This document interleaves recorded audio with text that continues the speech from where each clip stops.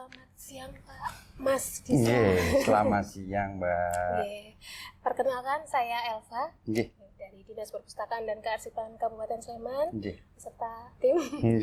Terima kasih sudah berkenan meluangkan waktunya pada siang kali ini untuk melakukan wawancara seputar pelukis Afandi seperti itu. Kami mohon izin kepada Mas Disa untuk bisa bercerita mengenai sekilas karir dan perjalanan hidup dari Pak Afandi seperti itu. Mungkin yang pertama Mas Disa bisa memperkenalkan diri terlebih dahulu. Pasti. Di sini saya mau memperkenalkan diri. Sebelumnya, Assalamualaikum warahmatullahi wabarakatuh. Saya Disa Aruna Makalingga. Saya adalah keturunan kelima dari Pak Afandi. Yaitu berarti kalau kita di Jawa nyebutnya Canggah nih, Mbak. Ya. Betul, gitu. Saya di sini bekerja sebagai manajer koleksi yang akan selalu monitor koleksi dan selalu memanage untuk koleksi seluruh koleksi Museum Afandi. Jadi karena di Museum Afandi tidak hanya kita punya lukisan Pak Afandi, namun kita ada punya lukisan Bu Haryati dan terutama anaknya Ibu Kartika juga. Begitu. Oke, baik. Mungkin berkaitan dengan Pak Afandi, bisa diceritakan mengenai sosok Pak Afandi atau Mas Disa ini pernah ngenangi nggak? Ngenangi apa itu? Pernah ketemu? Oh iya, pernah ketemu nggak dengan Pak Afandi? Wah, kalau ketemu sih sayangnya enggak ya, karena Pak Afandi itu meninggal tahun 1990. Saya lahir itu tahun 1995. Jadi 5 tahun terpaut lah. Tapi yang diceritakan oleh Ibu Kartika, oleh nenek-nenek saya, yaitu anak-anak dari Ibu Kartika, bahwa sosok yang paling sering dikatakan adalah Pak Afandi itu adalah sosok yang paling kita pernah dengar dari semuanya lah, sosok yang paling humanis dan bijaksana yang pasti ya. Karena kenapa saya mau menyebutnya yang paling saya ingat adalah humanis, bahwa mungkin melalui karya-karyanya itu tidak semata-mata hanya untuk lukisan ini harus bagus dan harus laku gitu. Tapi dia hanya ingin menjadi seorang pelukis yang jujur. Apa yang dia rasakan itu yang mau dia tuangkan ke dalam kanvas, gitu loh. Nah itu yang bisa saya katakan untuk Pak Afandi itu. Karena saya tidak ngalami ya, jadi ya saya hanya mendengarkan cerita. Namun yang paling mengena di saya itu adalah Pak Afandi adalah sosok yang paling humanis. Dan yang pasti orang yang sangat kalau kita menyebutnya itu menyenangkan lah, karena dari cerita Ibu Kartika bahwa hubungan Pak Afandi dan Ibu Kartika itu bukan layaknya anak dan bapak gitu, seperti teman gitu loh. Dan itu yang akan selalu diteruskan oleh saya pun dengan Ibu Kartika juga, walaupun saya buyutnya, saya juga menganggap Bu Kartika juga teman. Jadi kita ngobrol itu ya bebas, apapun kita bisa obrolkan. Jadi kedekatan itulah yang menurun dari Pak Afandi gitu. Gitu. Jadi layaknya berteman gitu ya, keluarga tapi betul. Baik, mengenai karir Pak Afandi sendiri di dunia seni lukis, mungkin Mas Disa bisa menceritakan kenapa awalnya memilih aliran ekspresionis ya. Kemudian awal karirnya seperti apa? Betul. Gini, awal karirnya tuh nanti kita bisa lihat deh. Mungkin nanti suatu saat jika yang menonton ini melihat berkesempatan mengunjungi Museum Afandi, bahwa kita di Galeri 1 ini, kebetulan kita ada di Galeri 1, kita menunjukkan bahwa yang kita pamerkan di sini adalah retrospektif dari Pak Afandi, yaitu mulai dari awal-awal yang kita miliki, mulai dari tahun 1936 yang kita paling awal kita punya, sampai ke yang paling terakhir nanti ada di sana, itu tahun 1989 lah, gitu. Awalnya beliau itu mulai tetap dari naturalis, gitu. Jadi nanti makanya kita lihat nanti itu tuh awalnya dari naturalis. Jadi dia belajar dulu menjadi naturalis, lalu mulai dari naturalis dia mulai belajar mengenai, karena kalau naturalis kan harus juga belajar tentang anatomi. Bagaimana membentuk sebuah kaki, bagaimana membentuk sebuah tangan, habis itu sampai ke bagian wajah. Lalu setelah anatomi, lalu belajar perspektif, gitu kan. Jadi semua itu ya Pak Afandi itu melakukan semua itu, gitu loh. Jadi mulai dari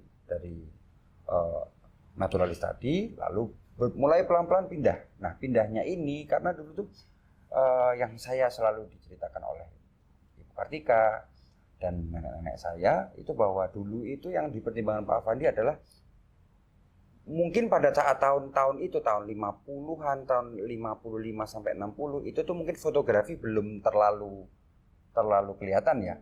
Cuman pada saat itu pula fotografi sudah mulai ada, walaupun tidak sekarang ya.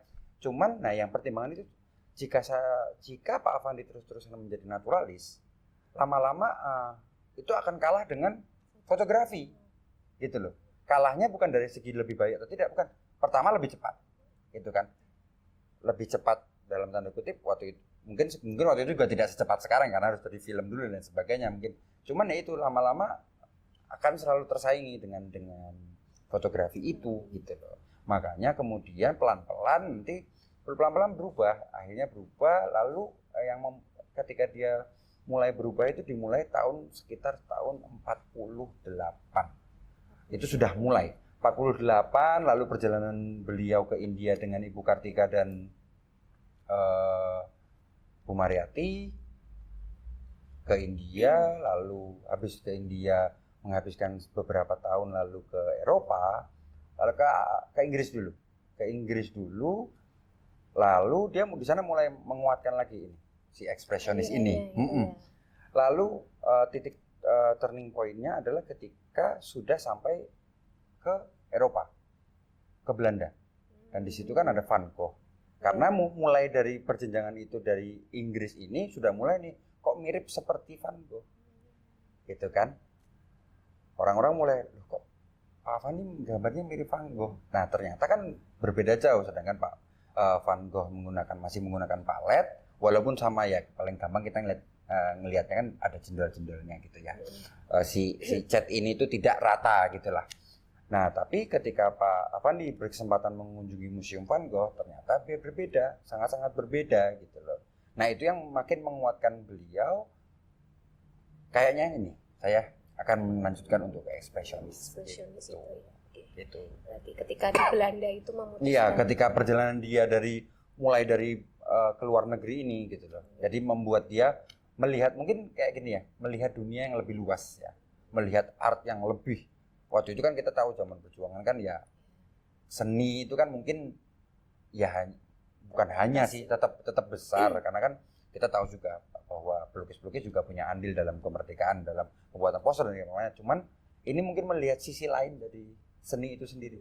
Apalagi termasuk dalam praktiknya bahwa seni lukis itu sendiri, melihat orang-orang India bagaimana melukis, lihat orang Inggris bagaimana mereka melukis, dan akhirnya ya gitu.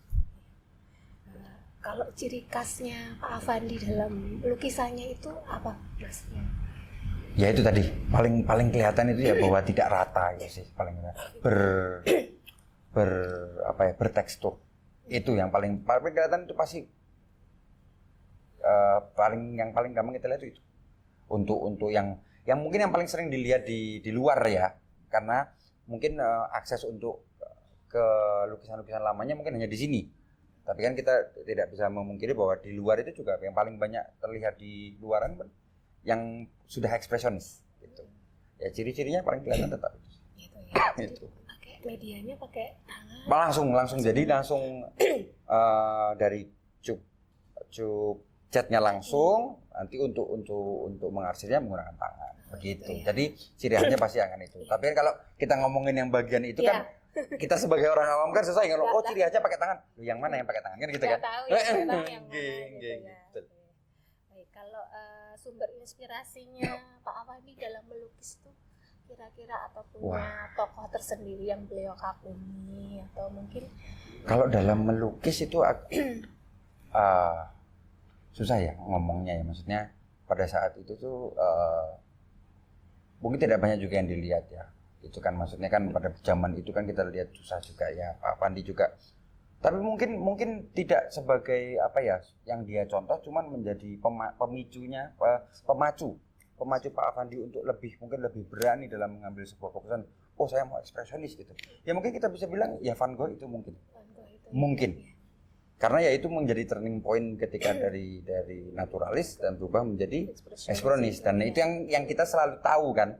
Bahwa Pak Afandi itu adalah ekspresionis alirannya gitu. Mungkin saya bisa bilang Van Gogh. Kemungkinan itu. Kalau secara dari jumlah koleksi lukisan Oke. yang ada di museum ini dan mungkin yang di luar museum itu apakah Mas Disa? Waduh, ini nih. Kalau yang kita punya, yang kita masih ada di Museum Affandi, kita punya 306 lukisan dan 3 buah patung. Gitu. 306 berupa lukisan dan 3 buah patung yang kita masih simpan sampai sekarang gitu. Kalau di luar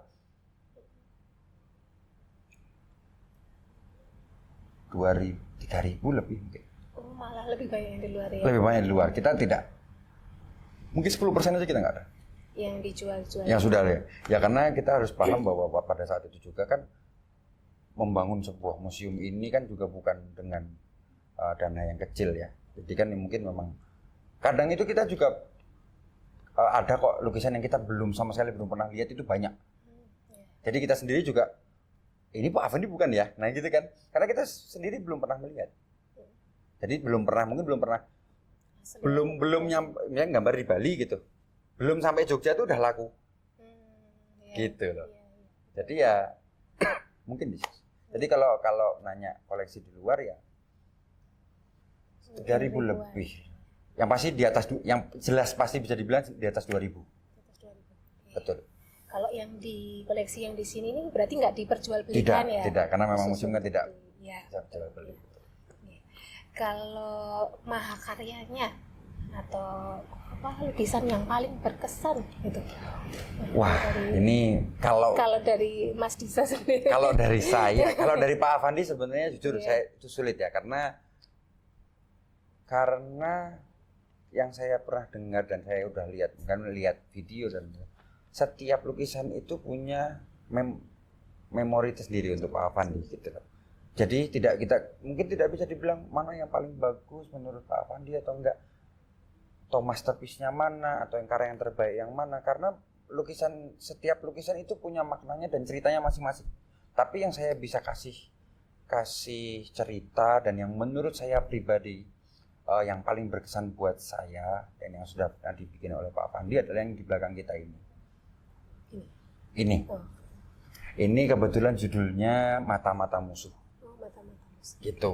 Tapi yang mungkin yang kita lihat di sini adalah seorang mata-mata yang ditangkap oleh tentara Indonesia kan gitu kan. Tapi sebenarnya yang mau diceritakan Pak Affandi, kita balik lagi ke awal tadi deh. Yang bagaimana Pak Affandi yang dikenal sebagai pelukis yang humanisme. Sebenarnya yang mau diangkat sama Pak Affandi itu bukan masalah mata-mata yang ditangkap oleh tentara Indonesia. Tapi bagaimana pada zaman itu untuk bertahan hidup aja mata-mata ini harus mengkhianati bangsanya sendiri. Jadi itu sebenarnya ceritanya tuh itu. Bukan semata-mata mata-mata yang saya dipasang, tapi di balik mata-mata ini dia tuh cuman mau makan, dia cuman mau bertahan hidup. Tapi dia harus mengkhianati bangsanya sendiri. Ya, di satu sisi mengkhianati bangsa itu salah. Tapi di satu sisi juga ya gimana pada zaman itu dia harus bertahan hidup dong. Betul kan? Nah, di sisi itunya jadi kebanyakan itu makanya itu kalau nanya masterpiece, wah itu kita sebenarnya bingung sih. Bukan bingung sih sebenarnya, karena itu setiap lukisan, setiap apapun yang dibikin ada maknanya sendiri, termasuk nanti kalau termasuk potret diri yang paling sering dilihat itu juga maknanya masing-masing. Gitu. Iya, berarti ya ini saja yang dianggap sebagai yang paling berkesan. Betul. Dan untuk 3 tahun terakhir lukisan ini sudah 2 kali dipinjam ke Belanda untuk dipamerkan di Belanda. Dan ternyata itu sangat berhasil untuk membawa turis itu datang. Karena beberapa kali setelah lukisan ini sudah pulang kembali ke Museum Affandi, itu beberapa orang Belanda ada yang datang ke sini. Oh, saya sudah pernah lihat lukisan ini di Belanda. Karena saya sudah melihat di Belanda, saya jadi penasaran. Lukisan yang lain itu seperti apa sih?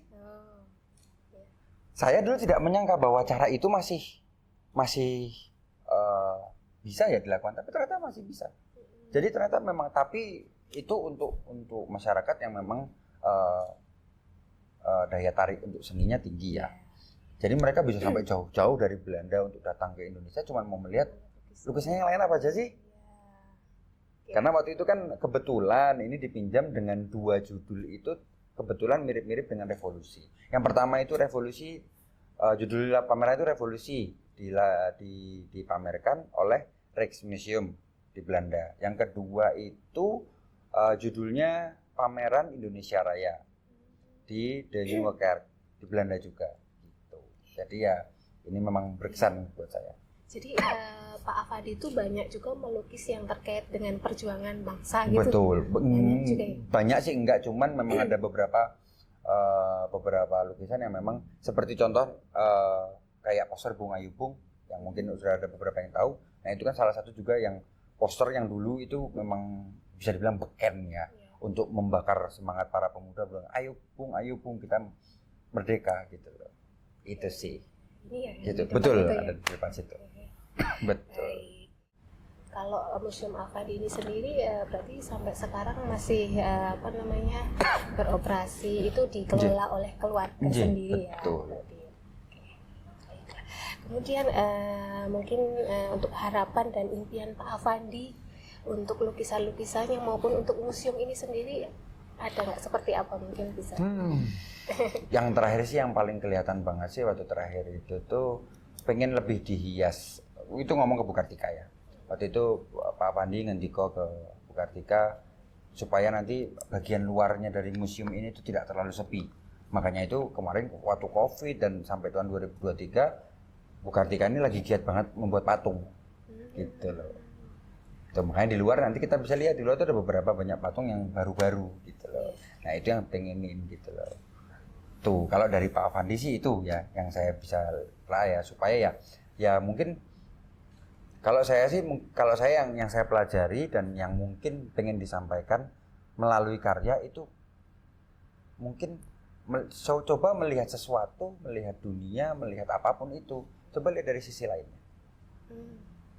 Mungkin ya sama kayak tadi mata-mata musuh, ya buat kita dia jahat, tapi dia itu cuma mau bertahan hidup loh. Nah, cobalah untuk melihat sesuatu itu mungkin dari sisi yang lain, supaya kita bisa lebih objektif kan. Dalam hal apapun ya ini ya, jadi tidak melulu dalam hal apa. Coba kita lihat dari sisi lainnya deh. Kalau kita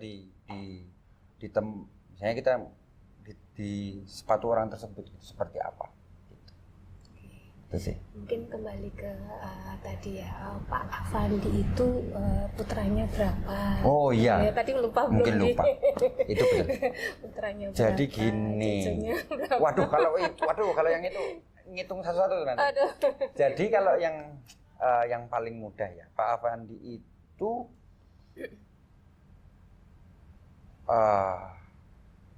Pak Afandi menikah dengan Ibu Mariati, memiliki anak tunggal yaitu Ibu Kartika. Lalu Bu Kartika punya anak itu 9. Nah, ke bawahnya ini agak banyak nih. Ke bawahnya itu kalau tidak salah ya, kadang-kadang sekitar 15-an. Cucu dari Bu Kartika itu sekitar 13 atau 15 gitu. Lalu turun lagi karena sudah ada buyutnya ya, buyutnya juga udah banyak tuh, sekitar hampir 20 mungkin. Nah, lebih banyak lagi ke bawahnya kan. Nah, untuk Ibu Kartika belum ada bawahnya karena kan sementara yang paling tua itu kan saya. Gitu. Jadi ya sampai situ dulu. Nah, namun Pak Afandi itu juga punya istri kedua.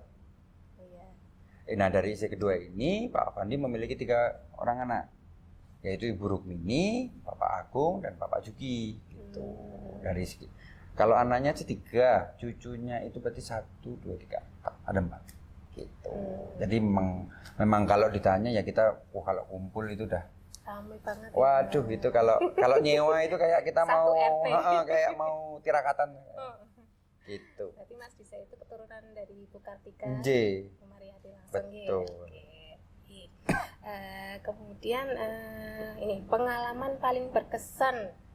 Ya mungkin ini nggak bisa sih kalau saya tanya tentang Pak Afandi ya, karena nggak menangi dengan dunia ini. Museum Afandi dengan Bu Kartika gitu. Mungkin sekarang sih karena sebenarnya kan saya tidak punya background di dunia seni. Namun saya punya sekarang saya kalau saya cuma bisa cerita satu pengalaman aja yang membuat saya akhirnya sadar betapa besarnya nama Pak Afandi. Dan habis itu betapa bangganya saya sebagai keturunan Affandi. Bahwa waktu waktu lukisan ini dipamerkan di pameran kedua yang di The New York, yang pameran Indonesia Raya.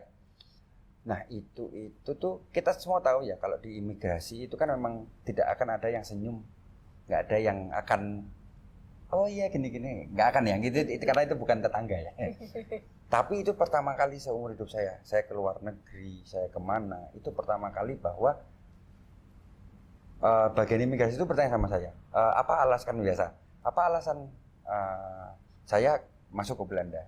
Gitu. Saya keluar karena saya diundang karena museum di Belanda di New York mau meminjam karya dari museum saya gitu. Dia baca surat undangannya.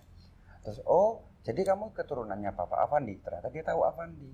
Dan satu itu cuma satu kata kok yang dikira. Satu kalimat dan itu sampai sekarang saya selalu ingat. Karena kita semua tahu bahwa imigrasi itu tidak akan ada yang ya kita tahu lah imigrasi seperti apa. Ini imigrasi internasional ya, bukan Indonesia ya, bukan semua imigrasi itu akan selalu seperti itu dan kita memang tahu wajar.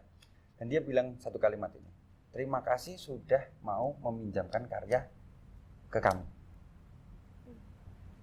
Lah ini kan kita ngomongin imigrasi ya. Kalau ke rakyat warga biasa mungkin dia biasa ya, tapi ini dari bagian imigrasi loh. Dia sepeka itu bahwa dia aja berterima kasih gitu. Nah itu momen itu yang sangat menyentuh saya sih. Oh ternyata kakek buyut saya itu sebesar itu ya. Dan itu benar-benar membuat saya ya, oh ya mungkin memang tanggung jawab saya sebagai keturunannya ya mungkin memang harus terus melestarikan nama baik Pak Affandi, karya-karyanya dan sebagainya begitu. Nah momen itu, jadi kan kayak mungkin dibilang terima kasih oleh pengundang dan sebagainya itu mungkin biasa ya. Tapi ini untuk kita tidak tahu dia siapa dan kita tahu biasanya orang-orang imigrasi itu seperti apa dan dia bilang terima kasih. Dan itu saya setelah dicap, saya jalan itu saya cuma senyum-senyum aja. Karena nggak nyangka. Siapa sih yang nyangka di imigrasi dibilang terima kasih sudah mau meminjamkan karyanya kepada kami. Padahal dia bukan bagian dari museum loh. Dia kan hanya sebagai garda terdepan di sebuah negara kan. Tapi dia seapresiasi itu kepada karya Pak Affandi dan kemudian kepada saya gitu. Itu momen yang membuat saya merubah mindset saya dari yang dulunya ya sudahlah mungkin memang harus gini, tapi sekarang mungkin saya jadi pengen lebih. Oh saya harus bisa lebih nih untuk Museum Affandi. Gitu. Barangkali malah namanya Pak Affandi itu lebih jauh dikenal di luar ya daripada. Walah itu juga. Ya mungkin bisa begitu. Karena kan ya itu tadi kita balik lagi kalau masalah itu kan bagaimana masyarakatnya kan. Bagaimana masyarakatnya apresiasi terhadap seni itu sendiri gitu. Jadi coba kayak Indonesia juga bukan berarti harus semua orang tahu Affandi, enggak juga, tapi kan pelukis tidak cuma Pak Affandi. Ada Pak Sujoyono, ada Pak Basuki Abdullah, ada Raden Saleh gitu yang jauh lebih dari Pak Affandi gitu loh. Gitu. Mungkin untuk penghargaan yang pernah diterima Pak Affandi. Wah, banyak kalau itu. Yang paling berkesan lah. Mungkin kalau banyak ya penghargaan yang mungkin paling berkesan. Paling berkesan buat Pak Affandi. Oh, kalau itu saya tapi kalau berkesan buat saya ada soalnya karena waktu itu saya dan Bu Kartika yang menerima. Oh, gitu. Nah, itu juga beberapa. Jadi saya mungkin beruntungnya saya mengalami beberapa momen yang mungkin merubah cara berpikir saya ya terhadap dunia permusiuman dan bagaimana karya Pak Affandi itu. Dan itu kebetulan saya dan Ibu Kartika ke Bali untuk menerima dari Kemenhumkam untuk penghargaan dari Pak Affandi gitu loh. Tapi untuk Pak Affandi sendiri sebenarnya semua akan berbagai mungkin ada yang dari Singapura, ada yang dari Eropa gitu-gitu. Semua pasti berharga buat Pak Affandi. Cuman untuk saya sendiri karena kebetulan saya dan Bu Kartika yang menerima. Jadi mungkin buat kami sampai sekarang pun jadi kan buat kita maksudnya sampai sekarang pun masih dikasih penghargaan. Oh iya. Itu terlepas dari kalau kita nanya yang dulu itu kan ada Pak Affandinya. Tapi itu sudah berarti saya nerima itu kalau enggak salah 2022. Berarti itu sudah 33 tahun setelah Pak Affandi tidak ada. 32 tahun setelah Pak Affandi enggak ada. Masih diberi penghargaan. Gitu kan? Kemenkumham ya. Karena ada kalau di situ itu baru kita pasang di lantai 2 itu sih. Jadi itu karena itu cuman ya itulah karena alhamdulillahnya saya itu selama 5 tahun di sini dapat momen-momen yang membuat saya jadi lebih sadar, lebih aware. Membuka itu semua. Padahal ya dulu awalnya saya sudah ceritakan bahwa saya memang tidak ada background seni, jadi ya sudah memang harus gini ya gini. Tapi ternyata setelah momen-momen yang saya lewatin itu membuat saya jadi kayaknya saya harus lebih deh supaya museum ini itu bisa lebih berkembang. Gitu. Tidak salah pernah mendapat penghargaan dari presiden ya? Betul, itu juga. Betul, menjaga dari. Itu waktu masih ada dari Pak Soeharto. Itu pernah sih. Setelah itu juga ada kok, setelah itu dari Pak Susilo Bambang Yudhoyono tahun 2009 kalau nggak salah. Itu masih. Cuma kan saya cerita yang baru ini karena kan saya yang kebetulan mengalami gitu kan, maksudnya saya yang jauh banget keturunan kelima masih bisa menerima itu dan mewakili almarhum Pak Afandi untuk menerima penghargaan tersebut gitu. Gitu sih. Berkaitan dengan memori kolektif bangsa ini Mas, atau disingkat MKB itu kan sebuah program yang diinisiasi oleh Arsip Nasional Republik Indonesia berkaitan dengan arsip-arsip yang memiliki makna mengenai sejarah perjuangan bangsa yang terkait dengan mungkin budaya, tokoh dan sebagainya. Itu kira-kira keluarga Pak Afandi, mungkin dari Mas Disa dan keluarga itu, apakah berkenan jika Afandi ini kami ajukan sebagai memori kolektif bangsa ke Arsip Nasional, yang mana nanti dari ANRI itu kalau sudah menjadi MKB bisa diajukan menjadi memori kolektif dunia gitu, memory of the world seperti itu. Karena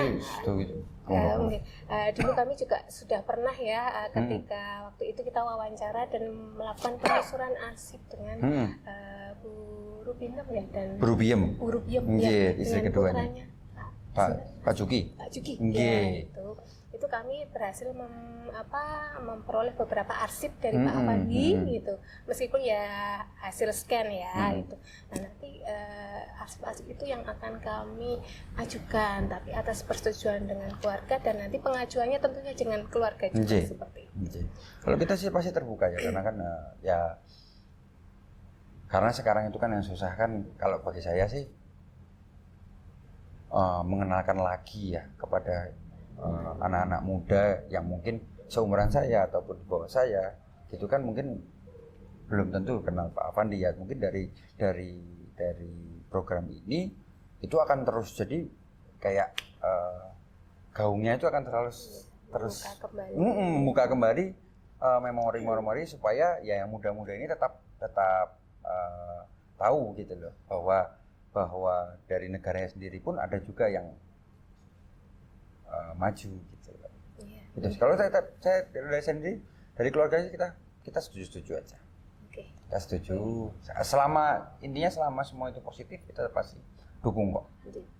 Karena udah ada dari beberapa daerah itu mereka mengajukan tokoh-tokoh budaya seni. Kayak kemarin dari Solo itu Waljinah ya, Waljinah. Nah itu kita kan punya sosok Afandi yang luar biasa gitu loh.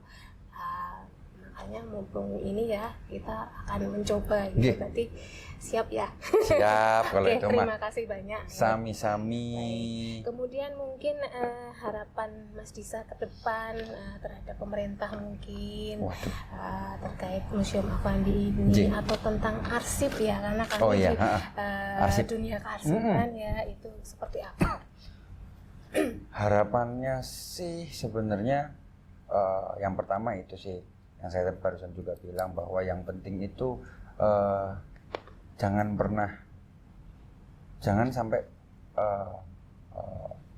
apinya tuh mati gitu loh, supaya terus-terusan estafet sampai ke jenjang-jenjang berikutnya gitu loh, supaya nama Pak Afandi, Museum Afandi dan habis itu seni Indonesia gitu kan terus berjalan gitu, bisa melalui karya, bisa melalui arsip, karena itu kan karya dan arsip itu ya akan berjalan bersama, tidak ada salah satu yang bisa maju duluan. Arsip tanpa karyanya pun juga susah juga kan. Arsipnya bisa, tapi karena berdua ini harus selalu berjalan bersama gitu. Karena ini akan saling menjustifikasi satu sama lain gitu kan.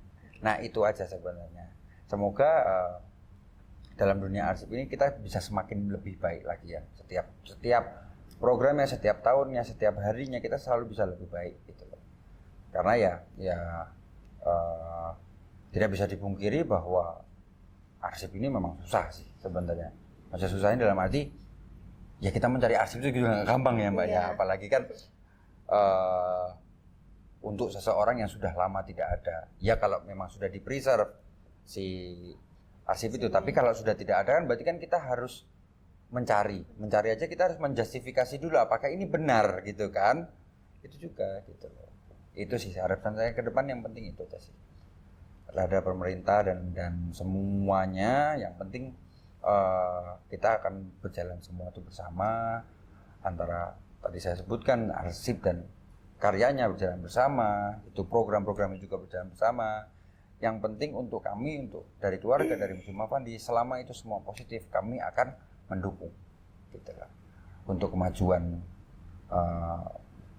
Museum Affandi, nama Pak Affandi, maupun kemajuan bangsa Indonesia dan negara Indonesia. Itu sih sebenarnya. Oke, siap. Terima kasih banyak ini. Sami-sami. Kira-kira ada closing statement nggak ini? Wah, closing statementnya apa ya? Kita ambil kata-kata dari Pak Affandi aja deh. Yang penting itu tuh yang sering ada kok di situ juga. Banyak bekerja supaya panjang umur. Gitu. Nah, itu. Singkat tapi dalam ya. Betul. Itu sih. Bekerja supaya panjang umur. Catat.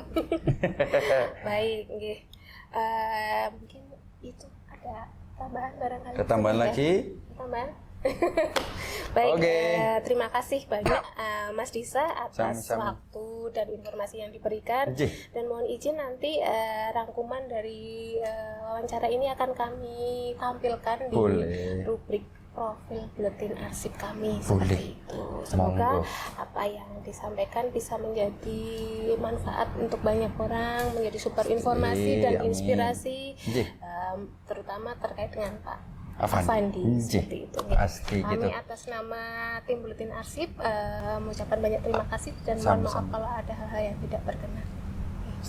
Assalamualaikum warahmatullahi wabarakatuh.